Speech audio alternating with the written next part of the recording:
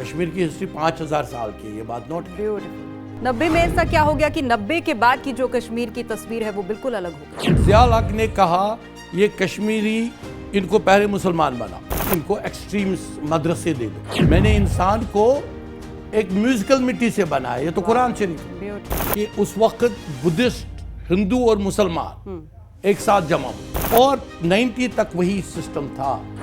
Red square का duplicate रखा गया लाल चौक। नीलनाग का इरेज करने के लिए गवर्नमेंट ऑफ इंडिया के ही पैसे खर्च किए गए और उस स्प्रिंग को प्लग किया गया under the mud, under stones.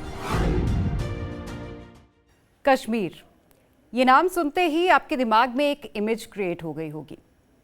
डल पर तैरता हुआ शिकारा, कल बहती हुई झेलम, चिनार के पेड़, गुलमर्ग की हसीन वादियां और फिर अचानक कहीं दूर मिलिटेंसी की गूंज सुनाई देती है। आखिरकार क्यों भारत का जन्नत कहे जाने वाला कश्मीर दहशतगर्दी के हवाले हो गया? मेरे हाथ में एक किताब है जिसका नाम है कश्मीर बियर थ्रोन्स और कश्मीर से जुड़े हर एक सवाल का जवाब इस किताब में है। नमस्कार, मैं हूं आपके साथ सिमरन और आज मेरी खुशकिस्मती है कि कश्मीर बियर्स थ्रोन इस किताब के लेखक आज मेरे साथ हैं फारूक रेंजू शाह जी।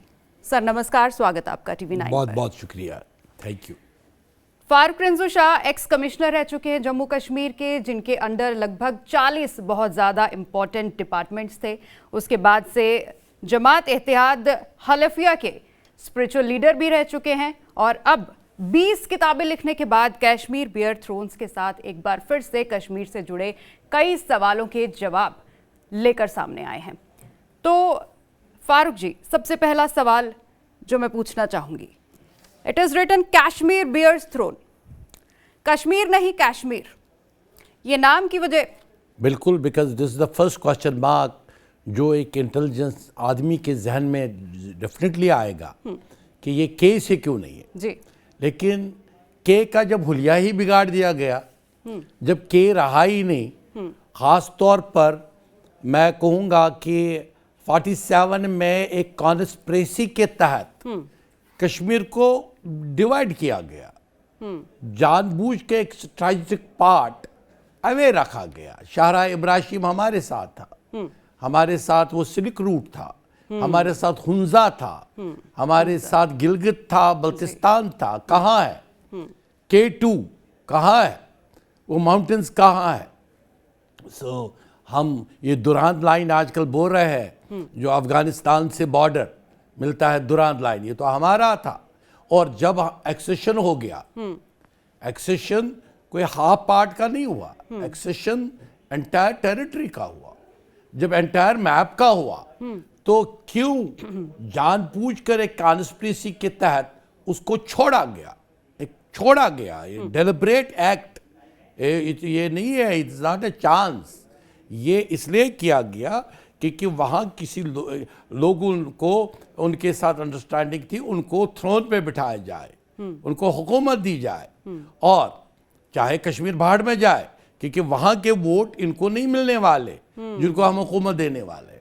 तो और उसमें आपके वो लोग भी शामिल हैं जिन्होंने फौजियों को कहा कि भाई रुको उरी पे, उसके आगे मत जाओ। जब उनको कहा गया रुको, उसके आगे मत जाओ, तो खुलिया नहीं बिगड़ा के का, तो क्या हुआ?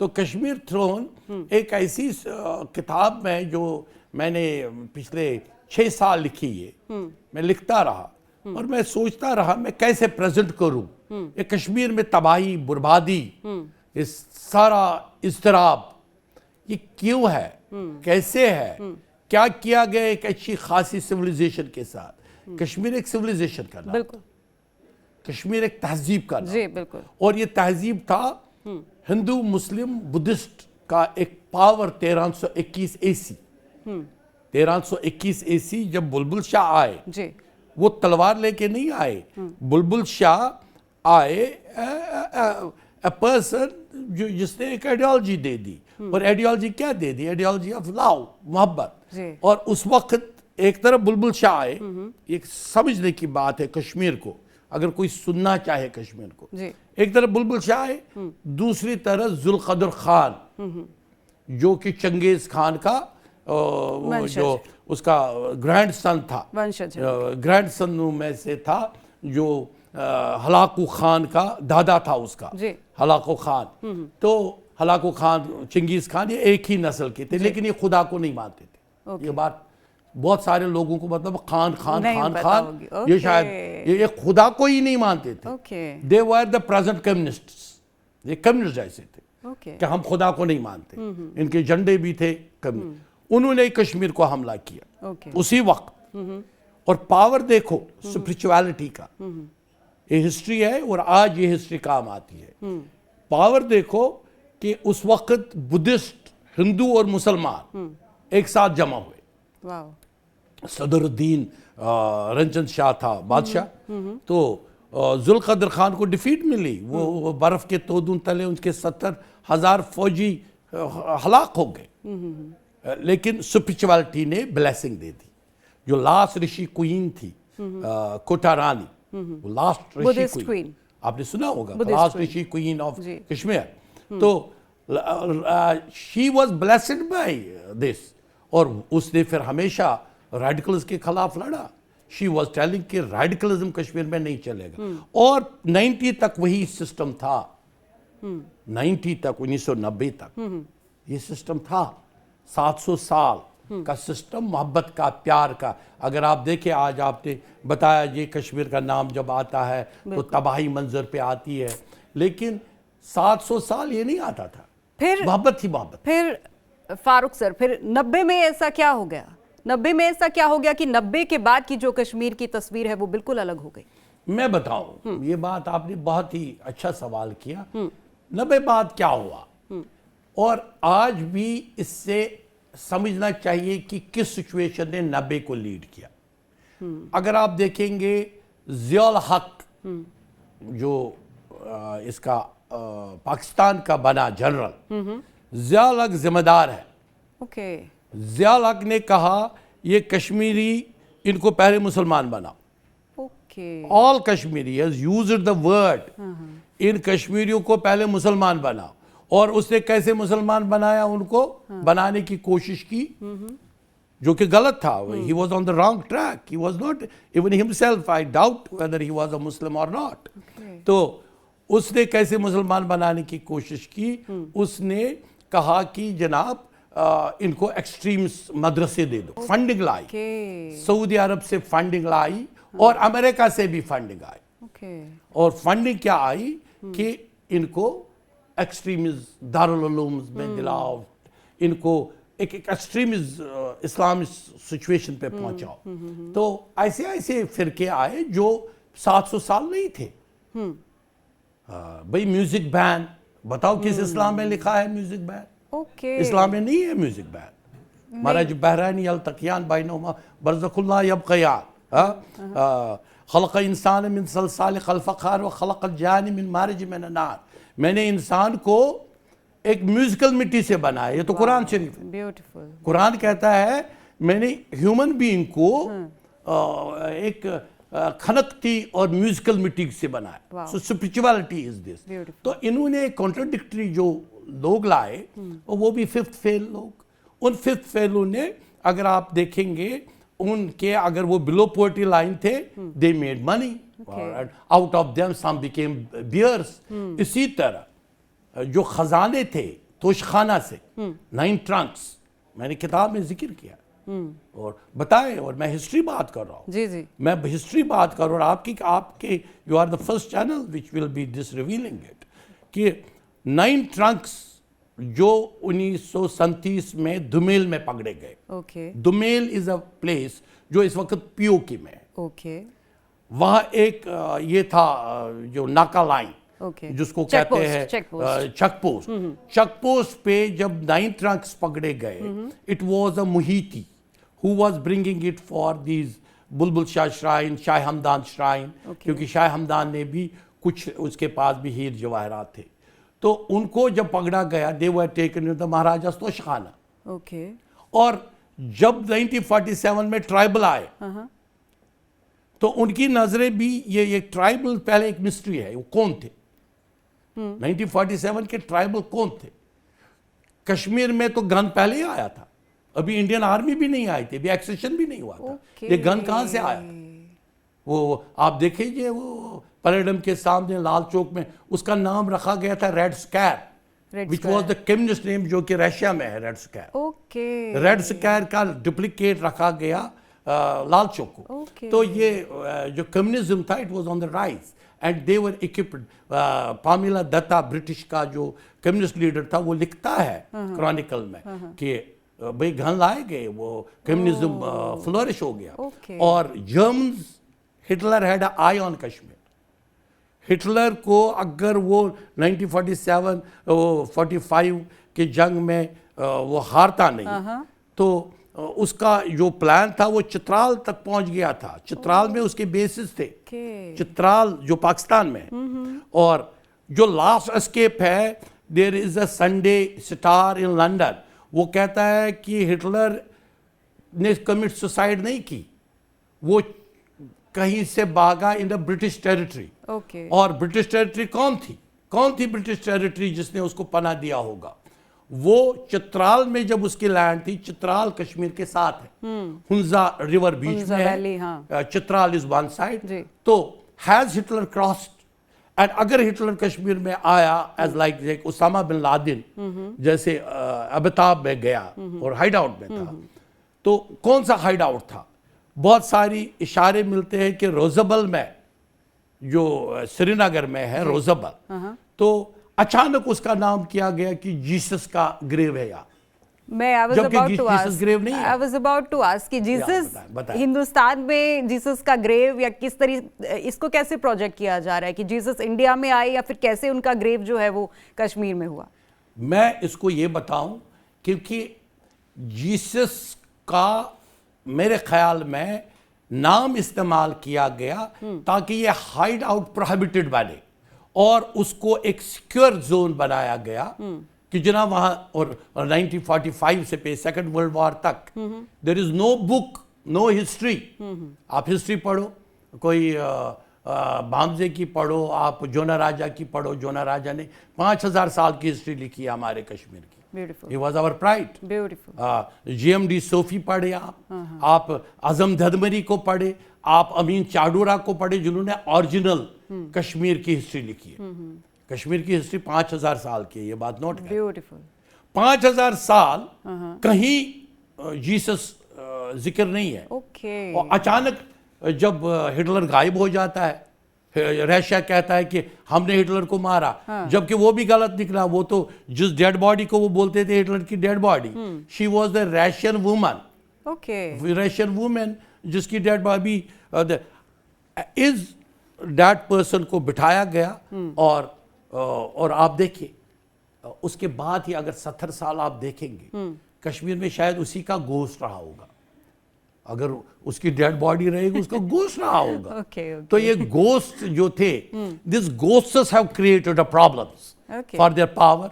इन्होंने अपने पावर के, पाप हाउस का जिक्र मैंने किया, मैंने नाजनीन का जिक्र किया है, वो वाज जर्मन सिपाही इन कश्मीर। Okay. और देयर इज ए हिस्ट्री, आप जाके देखें, और आपको सब सुन रहे हैं। जब 1947 में ट्राइबल्स आए, जो उसमें से 2 ट्रक थे, वो महाराजा की गाड़ी में गए कश्मीर से जम्मू। और उसके बाद कैबिनेट ने, जो ट्रेजर था कश्मीर का, वो 1977 में कैबिनेट ने उसके ताले अंदर लॉक करके तोड़ दिए, तोशखाना के ट्रंकों के। 77 की बात कर, अच्छा, अराउंड 77 78। और 1962 में जब चाइना वार हुआ, prime minister of Jammu Kashmir 2 truck 3 मूर्ति बेचता है, जो उस वक्त का प्राइम मिनिस्टर था, उसके घर 1962 में, in the name of the China war, it is my donation. Is that anywhere recorded? देखना चाहिए क्या रिकॉर्ड है, क्या सचमुच वो एक ज्वेल, जो ज्वेल है, वो ज्वेल वाज $1 billion रेट। सो बहुत सारी चीजें जो कश्मीर में हमने देखी। आपने भी बहुत कश्मीर पे काम कर रहे हैं। आप देखिए, कश्मीर की तबाही और बर्बादी का जिम्मेदार वो वेस्टेड इंटरेस्ट है जो कोशिश करता है कश्मीर को रिलीजन नाम पे लड़ाया जाए, कम्युनलिज्म नाम पे लड़ाया जाए, इनको डिवाइड किया जाए, इनकी टेरिटरी बांटी जाए। जबकि सच्चाई ये है, कश्मीर ने जब इंडिया में कोई रेजिस्ट नहीं कर रहा था महमूद गजनवी को, nobody was resisting, he was coming, यहाँ के मंदिर लौटता था, गिराता था, भाग जाता था।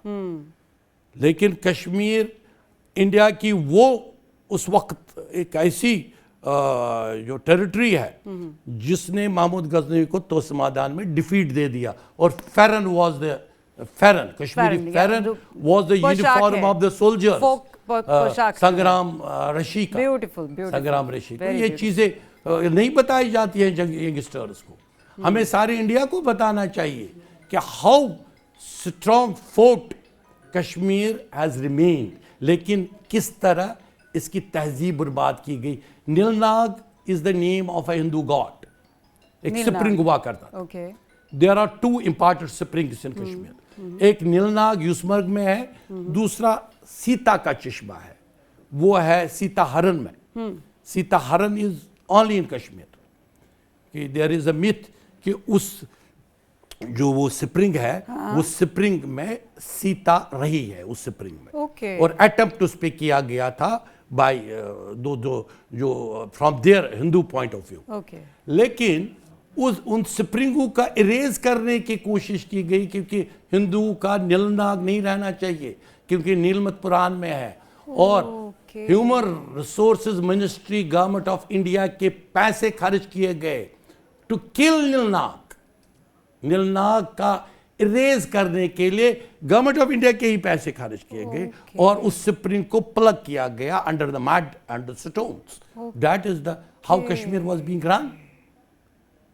इसे आप समझ सकते हो। मैं डीसी था, I was a deputy commissioner. तो अभी जब मैं डीसी था, एक आदमी आता था पिस्टल लेके, मिनिस्टर एक पिस्टल लेके आता था, और मेरे ऑफिस में एक दफा वो पिस्टल ऐसे जैसे दबंग में सलमान खान घुमाता है, he was a minister taking the money from government of India, taking the money from state, and वो दबंग की तरह वो पिस्टल घुमाता था और बोलता था मेरा ये डेवलपमेंट का काम करो, मेरा वो सड़क बनाओ, मेरा ये बनाओ। This is how Kashmir was being run. Okay, तो अगर इस तरह कश्मीर को, तो बियर्स नहीं थे और कौन थे? Who were they? They were these bears. ये bears. So these bears are to be told to people. लोगों को बोलना चाहिए कौन थे बियर थे, बिल्कुल, क्यों इन्होंने कश्मीर को तबाह किया। जी। और what we came to know about कि हम जो बहुत बाद का कश्मीर है, जैसे आपने बहुत इंटरनल स्टोरीज बताई, हम जो पढ़ते हैं या जो सुनते हैं टीवी पर देखते हैं, वो बहुत बाद के कश्मीर की तस्वीरें हैं। और उस पर से जो हमें दिखाया जाता है वो कश्मीर फाइल्स जैसी मूवीज हैं, 90s का दौर उसमें दिखाया सही गया। बात है। कितनी रियलिटी उस मूवी में जो दिखाया गया उतना है वेरी गुड, ग्राउंड लेवल पर। वेरी गुड, आपने बहुत ही पॉइंट एक बताया। सी, कश्मीर फाइल एक फिल्म है एक आर्टिस्ट की, जी, अनुपम खेर है या क्या नाम था उस प्रोड्यूसर का, अग्निहोत्री। उन्होंने एक फैमिली की, एक पंडित फैमिली की दर्द भरी दास्तान सुनाई from their point of view.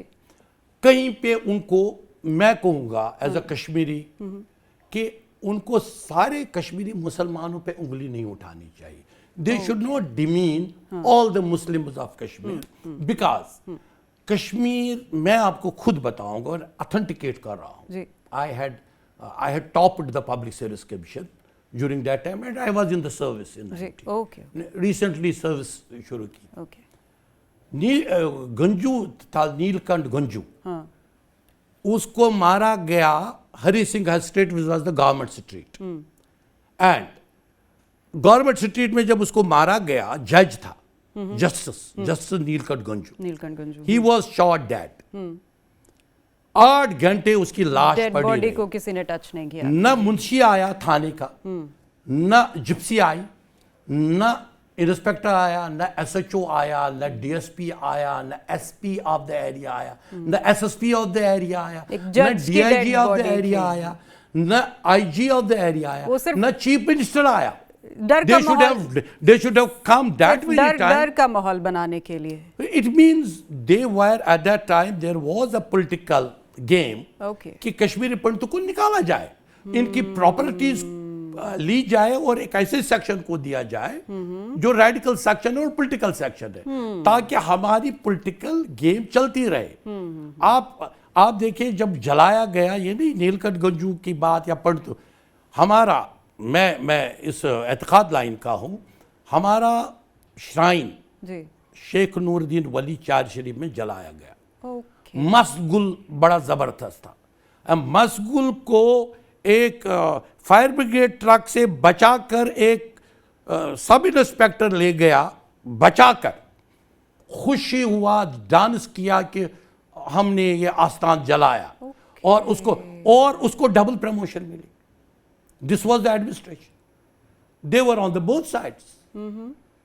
सो अगर इस चीज़ों को एक लोकल एडमिनिस्ट्रेशन दी थी, वो उनको भी पैट्रनेज कर रहे थे जो पंडितों का एक्सोडस एनकरेज कर रहे थे, और पंडितों को दिमाग में रहा कि शायद मुसलमानों ने मिलकर हमें निकाला, which is wrong, which is totally wrong. It has been projected like that. It was because वहां आस्थानों में वो लोग नहीं आते थे निजाम मुस्तफ़ा के नारे देने, वो टेप आते थे, और टेप सरकारी मुलाजिम लगाते थे इन पे, रेडियो स्टेशन इन पे। सो दिस वाज एक्चुअली एक I think political game who were on the ground. आप पहले खुद समझ लीजिए, 1987 में एक पॉलिटिकल लड़ाई पर वोटों की ये हुई, आपके बहुत सारे लीडर तो वोट लड़ रहे थे। सलाउद्दीन तो कंटेस्ट था, तो वो लड़ रहा था इलेक्शन। सो इट वाज वोटों की लड़ाई में बेचारा कश्मीरी मारा गया, और कश्मीरी पंडित भी सफर किया और कश्मीरी मुसलमान भी सफर किया। ये मेरी आई एम वेरी कैंडिड, मैं आपके साथ बहुत ही क्लियर अंदाज में बात कर रहा हूँ कि आपने देखा है, हमने देखा जुल्म हुआ बेचारे, जैसे आप इनको अनर्थ किया एक बड़ी कम्युनिटी को, जो हमारी तहजीब की निशानी करते हैं। हमारी जब हम कश्मीर के म्यूजिक की बात करते हैं, हमारा म्यूजिक जॉइंट है जी, वो पंडितों का, सिर्फ पंडितों का नहीं है, हम मुसलमानों का भी है। सो इसी तरह हमारी बहुत सारी क्रॉनिकल शायरी मिलती है, लेकिन इसको एक बहुत ही बियर्स ने these bears are responsible for this। और अनफॉर्चुनेटली आज इन चीजों पर क्यों नहीं नोटिफिकेशन निकलते? मुझे पहले आप बताएं, you as a very important journalist, अगर पंडितों की प्रॉपर्टी गलत तरीके से छीनी गई, कितने बेनिफिशियरी है? आधे % ऑफ मुसलमान है, 1% ऑफ मुसलमान, कश्मीरी मुसलमान उसका बेनिफिशियरी होगा जिन्होंने वो परचेज की। क्यों नहीं ये गवर्नमेंट ऑफ इंडिया निकालती है नोटिफिकेशन, बैन करो जी, it is declared it null and void. क्यों नहीं करते? Why don't they do it? They have to issue a one notification कि जो भी कश्मीरी पंडितों की प्रॉपर्टी जिसने भी ली, चाहे वो पॉलिटिकल लीडर बना, चाहे गवर्नमेंट ऑफिसर्स बना, चाहे कोई, इनको डिक्लेयर करो नल एंड वाइड। एंड क्यों नहीं करते? मुझे बताएं। That is a major question. मुझे बताएं। Because they are political फायदा उठा रहे हैं उससे। Naturally, because these are the lobbies। और ये अगर इस वक्त ये रिकन्फिगरेशन ना हो और कश्मीर के 90 में जो हुआ उससे सीखा ना जाए, इस वक्त मुझे लग रहा है एक सिचुएशन है जिसमें एक रियलिस्टिक कश्मीरी सोचता है कि मेरे साथ क्या हुआ। इस वक्त वो अगर इस पर फिर दोबारा उसी मैकेनिज्म अंदाज में वोट चोरी करके, इवन मैं कह रहा हूं कि इलेक्शन जो होता है कश्मीर में और हुआ, आज तक कभी फेयर इलेक्शन नहीं हुआ, कभी नहीं। It was a terror election. Now आप, terror in what sense? Now you will ask me a question. Terror in this sense कि जो पोलिंग बूथ था, पोलिंग बूथ में जो पॉलिटिकल पार्टीज के वर्कर्स और ये जो वोट डालने वाले थे, वो स्टोन पेल्टर्स और गनमैन थे जी। वो लोगों को जो वोट उनके खिलाफ देते उनको बाइकॉट बोलते थे, बाइकॉट करो जी। तो boycott was favouring them, boycott was favouring them to be on the bears throne. So this is, अगर टुडे इलेक्शन कमीशन इतना रिफॉर्म करे, Kashmir is a problem, Kashmir is a problem.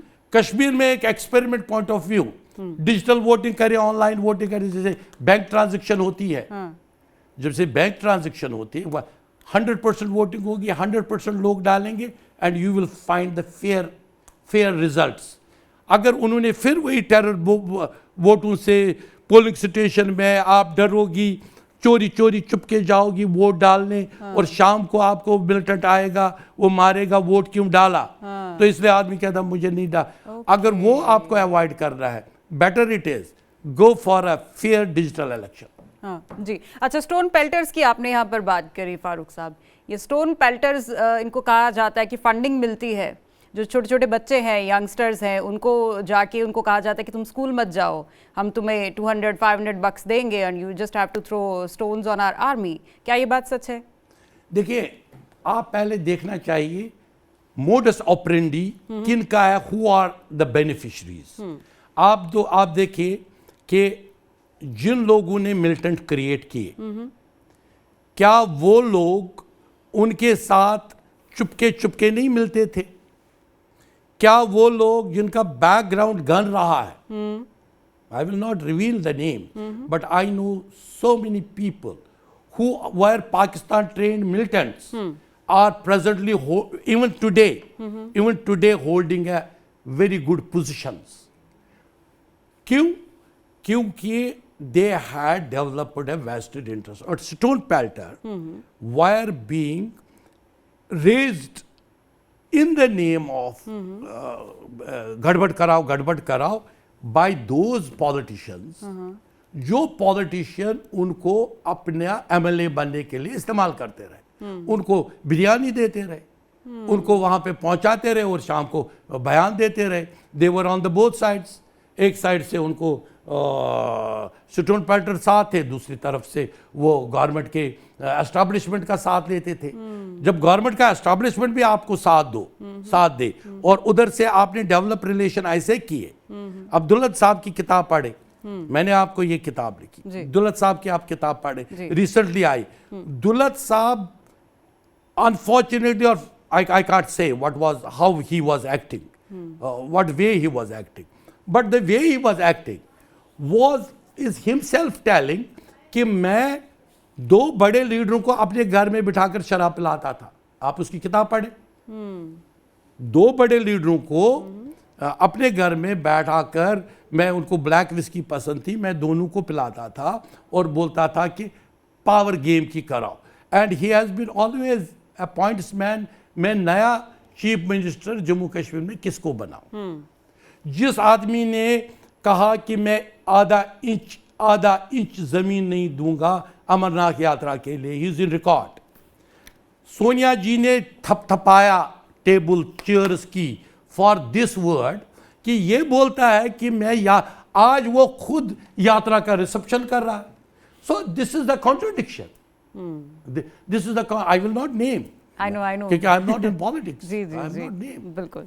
और रिफॉर्म्स की अगर बात करें, बिकॉज टूरिज्म के पॉइंट ऑफ व्यू से कश्मीर एक बहुत अच्छा रिसोर्स साबित हो सकता है, तो रिफॉर्म्स किस तरीके से लाए जा सकते हैं? आपने बताया कि 90s के पहले का कश्मीर कुछ और था, तब हालात ठीक थे, अच्छे थे, और क्या रिफॉर्म्स की अब ज़रूरत है कि अब जो पिक्चर डेवलप हो रही है कश्मीर की, वो उसको साफ करके एक अच्छी पिक्चर जो है वो डेवलप की जाए? देखिए, आपने खुद देखा जो एक तासुर था उन लोगों का जो कहते थे, क्योंकि वो ब्लैकमेल करते थे सेंट्रल गवर्नमेंट, जैसे वही जो तिरंगा उठाएगा उसके हाथ जल जाएंगे, भस्म हो जाएगा। आप देख लीजिए, तिरंगा उठाना कौन सा गुनाह है? तिरंगा तो 1947 में जब आप एक्सेशन को मानते हो तो आप तिरंगे को मानते हो।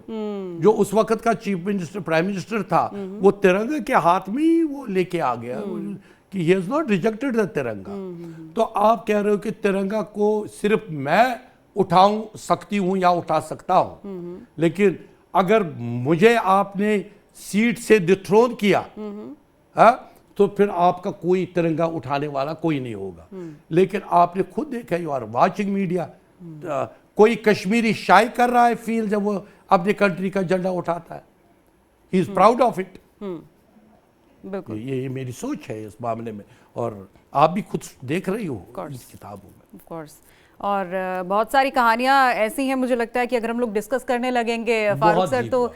टाइम जो है एक-एक वो कम चैप्टर, पड़ जाएगा। एक-एक हाँ, चैप्टर, because एक-एक आपका- लाइन इस किताब में जी एक हिस्ट्री है। बिल्कुल, आपका पूरा करियर और पूरा आपका जो लाइफ है, because you are born and brought up in Kashmir only, तो आई एम श्योर कि बहुत सारी ऐसी कहानियां हैं। जिस तरीके से मैंने फर्स्ट टाइम बहुत सारी चीज़ें आपसे सुनी है, उसी तरीके से अगर हमारी ऑडियंस इस किताब को पढ़ेगी तो डेफिनेटली ऐसी बहुत सारे और इम्पॉर्टेंट इन्फॉर्मेशन आपको इस बुक में मिल पाएंगे। फारूक जी, आपने हमें इतना अपना प्रेशियस टाइम दिया और इतनी सारी कहानियां हमें कश्मीर के बारे में बताई, इन डेप्थ नॉलेज जो है वो हमें दी। हमारे प्रोग्राम में आने के लिए आपका बहुत बहुत धन्यवाद। बहुत बहुत शुक्रिया, बहुत शुक्रिया, बहुत शुक्रिया।